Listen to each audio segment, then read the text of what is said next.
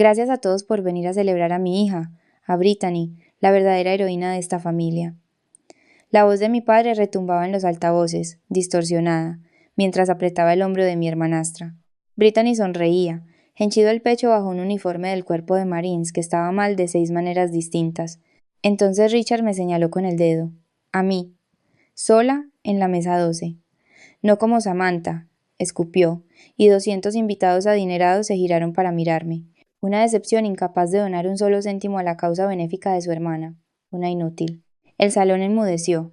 Sentí el peso de sus miradas, cargadas de juicio, de lástima. No me inmuté, no lloré, no aparté la vista.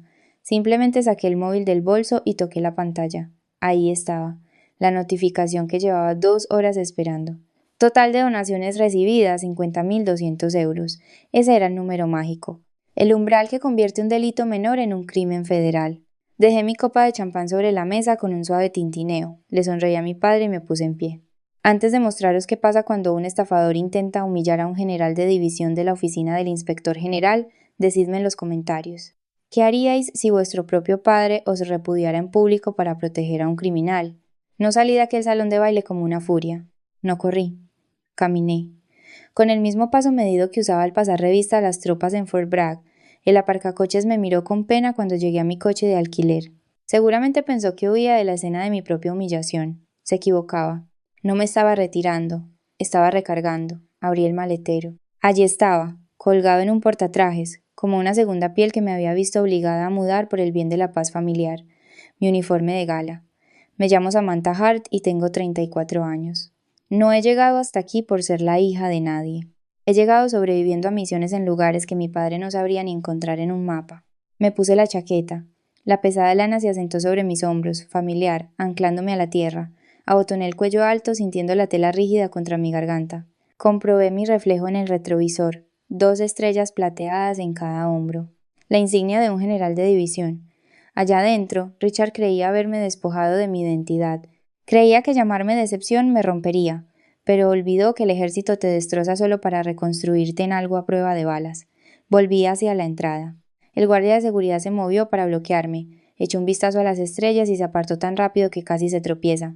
Empujé las puertas dobles. Brittany seguía en el escenario, aferrada al micrófono, con falsas lágrimas brillando en sus ojos mientras contaba una historia sobre un despliegue en el que nunca estuvo.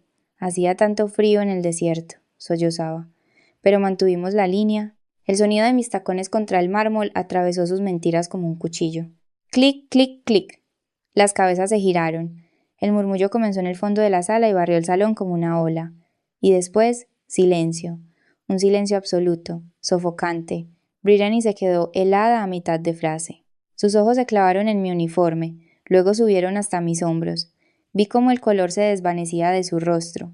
Sabía lo suficiente como para entender que estaba superada en rango, en clase y en tiempo.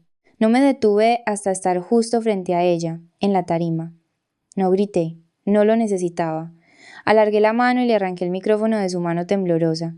Hay 3 cosas que no encajan en esta foto, dije, mi voz proyectándose con claridad hasta el fondo de la sala sin un solo temblor. Señalé el pecho de su disfraz. 1. Esa cruz de la Armada es la segunda condecoración militar más alta al valor. No se compra en una tienda de segunda mano, y desde luego no se lleva en un uniforme que no ha visto un solo día de servicio. Señalé su cuello. 2. Tus insignias del cuello están al revés. Un marín de verdad preferiría morir antes que salir a la calle hecho un desastre. Me incliné hacia ella, dejando que el micrófono captara cada sílaba. Y 3. Estás en presencia de un general de división de la oficina del Inspector General del Ejército de los Estados Unidos. Dejé que lo asimilaran. El salón entero ahogó un grito. Vi la mandíbula de Richard desencajarse, su rostro volviéndose de un violento tono púrpura. El valor robado no es un truco de feria, Brittany, dije, con voz fría y baja. Es un insulto a cada amigo que he tenido que enterrar. Dejé caer el micrófono, golpeó la mesa con un estruendo ensordecedor, les di la espalda, me sentía ligera, limpia. Había dicho lo que tenía que decir, había corregido la historia, había expuesto la mentira. Caminé hacia la salida pensando que todo había terminado, pensando que había ganado. No sabía que estaba caminando directa a una trampa. No había dado ni 3 pasos hacia las puertas dobles cuando el aire de la sala pasó del silencio atónito al ruido violento. ¡Deténganla! El grito de mi padre rasgó el salón, crudo y desesperado. ¡Seguridad, que no salga de aquí! No me giré. No aceleré el paso. Alargué la mano hacia el tirador de latón de la puerta de salida, pero antes de que mis dedos pudieran rozar el metal, la puerta se cerró de golpe, bloqueada por una mano pesada. Levanté la vista. Un oficial uniformado estaba allí, con el pecho agitado, su mano descansando ominosamente sobre la funda de su pistola. No era un segurata de hotel. Era un agente del Departamento de Policía de Savannah, haciendo horas extra en seguridad, y en ese momento no estaba mirando a un general, estaba mirando a una amenaza. «Atrás, señora», ladró. 3 oficiales más se materializaron a los lados, formando un semicírculo cerrado a mi alrededor. Eran grandes, tensos, y estaban alimentados por la adrenalina del pánico de un hombre rico. Richard llegó corriendo detrás de ellos, el rostro brillante de sudor, los ojos desorbitados. Ya no parecía un padre.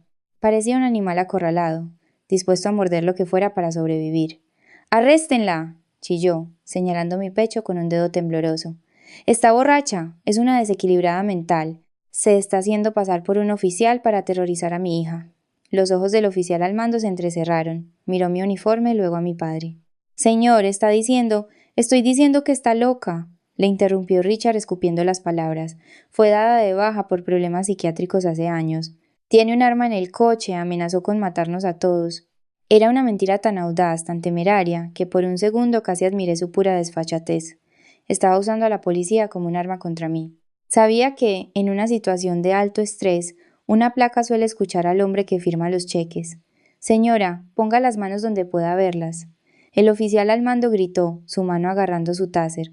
«Soy un oficial de alto rango del ejército de los Estados Unidos», dije, mi voz tranquila, aunque mi pulso martilleaba contra mi cuello. Si me toca, estará cometiendo un error que acabará con su carrera. «Las manos ahora».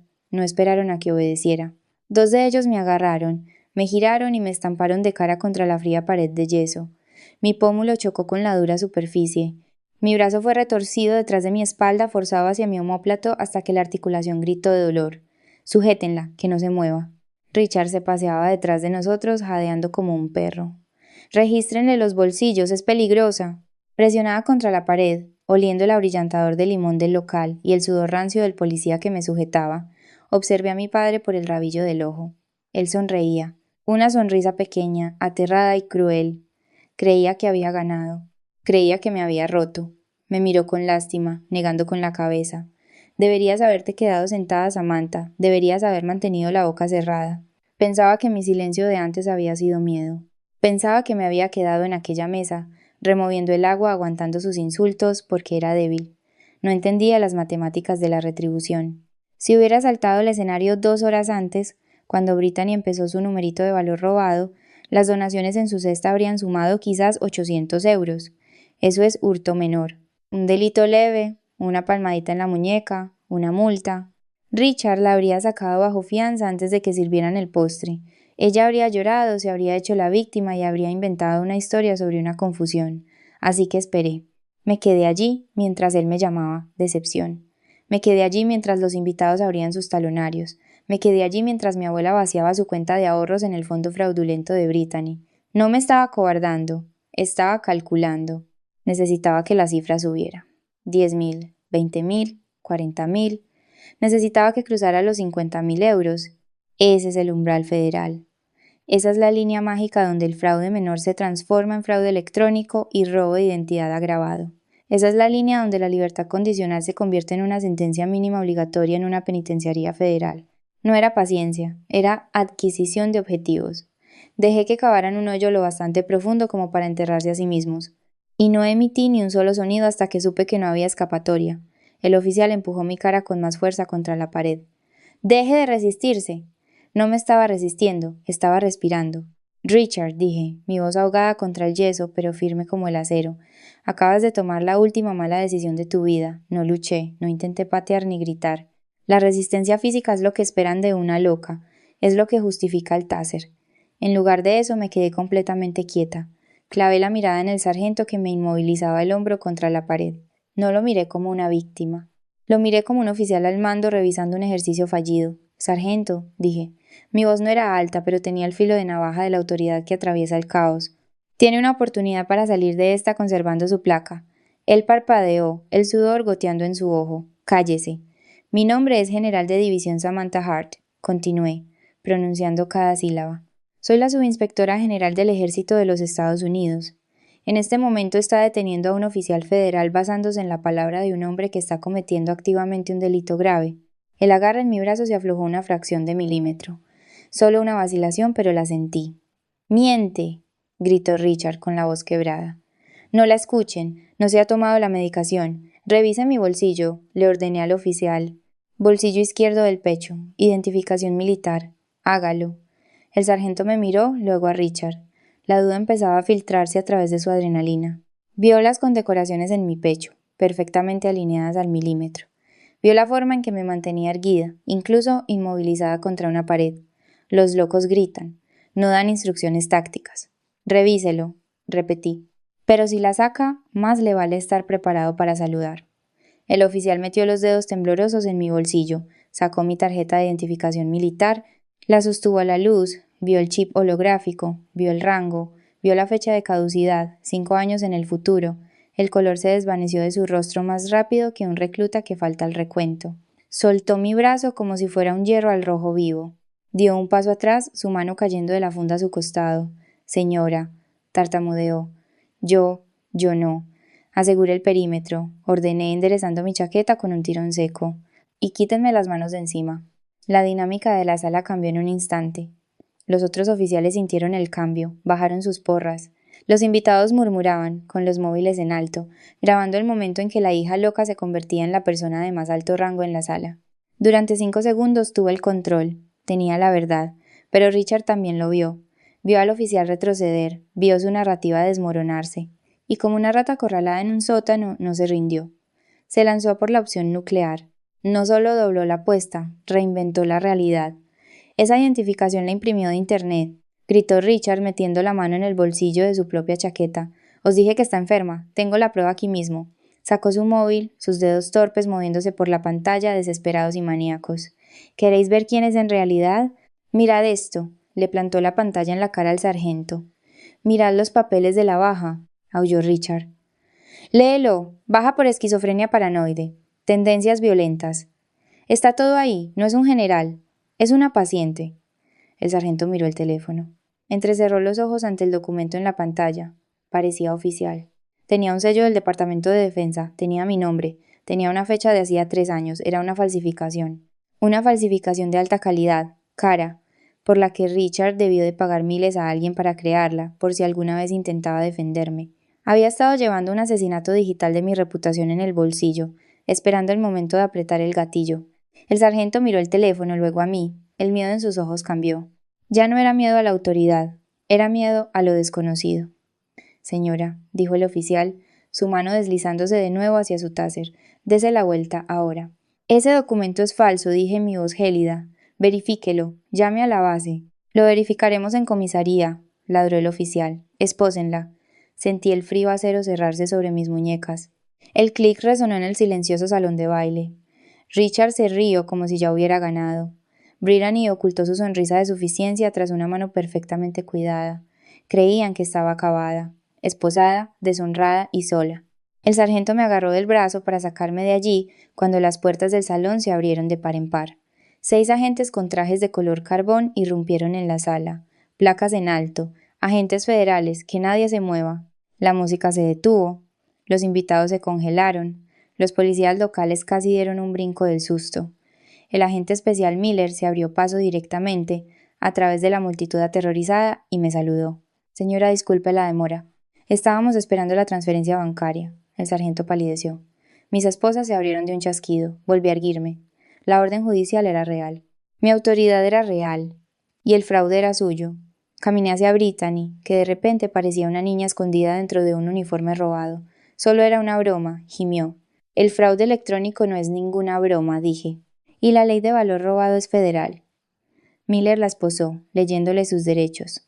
Fraude electrónico, robo de identidad, fraude benéfico. Papá, chilló. Ayúdame. Richard retrocedió un paso, justo fuera de su alcance, con las palmas en alto abandonándola en tiempo real. Yo no sabía nada, dijo en voz alta. A mí también me engañó. Soy una víctima. El clásico instinto de supervivencia del narcisista. En el momento en que alguien deja de reflejar su grandeza, se vuelve desechable. Le mostré el informe psiquiátrico falsificado en su teléfono. Si no sabías nada, ¿por qué preparaste esto? Su rostro se derrumbó. Obstrucción, denuncia falsa, conspiración, dije. 2 agentes lo estamparon contra una mesa. Soy tu padre, gritó. Ya no, respondí. Eres un precedente. El salón se abrió como las aguas mientras padre e hija eran arrastrados fuera. Ni una sola persona movió un dedo para salvarlos. Fuera. Me quité la chaqueta del uniforme como una armadura que ya no necesitaba. La guerra había terminado. Llamé a la única persona que importaba. Ya está hecho, abuela. Las cuentas están congeladas. Tu dinero está a salvo. Ella exhaló, aliviada. Prometo que la traeré a casa conmigo. Al alejarme en el coche, no sentí alegría, solo paz. Y aquí está la lección. No supliques por pertenecer a gente decidida a malinterpretarte. Construye tu propia mesa. Haz tu trabajo en silencio y deja que la verdad sea la última voz que se escuche.